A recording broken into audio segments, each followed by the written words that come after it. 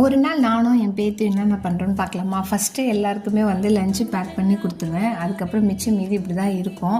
அதெல்லாம் அப்படியே விட்டுருவேன். எதுலேயுமே பாத்திரம் மாற்றவே மாட்டேன். ஏன்னா பாத்திரம் நம்ம தானே தேய்க்கணும். அதனால் அப்படி அப்படியே வச்சுட்டு அவளுக்கு முதல்ல வந்து டிஃபன் ஊட்டிடுவேன். அதே போல் நானும் வந்து எனக்கு என்ன இருக்கோ அதையும் நானும் சாப்பிட்டுட்டு 2 பேரும் வந்து தூங்க ஆரம்பிச்சிருவோம். பாப்பா எப்போ தூங்குறாளோ அப்போயே நானே நல்லா படுத்து காலையிலே ஒரு தூக்கம் போட்டுருவேன். மதியம் தூங்குறப்ப தான் வேலை செய்வேன். அவள் எழுந்தோடனே சின்ன சின்ன ஒர்க்கு எனக்கும் ஹெல்ப் பண்ணுவாள்.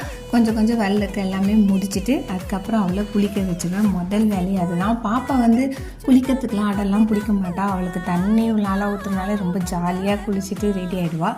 அதுக்கப்புறம் போல் லஞ்சு கொஞ்சமாக ஊட்டிட்டு அவளை தூங்க வச்சுருவேன். அதுக்கப்புறமா தான் என்னோடய ஒர்க்கு கொஞ்சம் செய்ய ஆரம்பிப்பேன். பாத்திரம் எப்போவுமே ஒரே டைம் தான் வாஷ் பண்ணுவேன். அப்பப்போ வாஷ் பண்ணிகிட்டு இருக்க மாட்டேன்.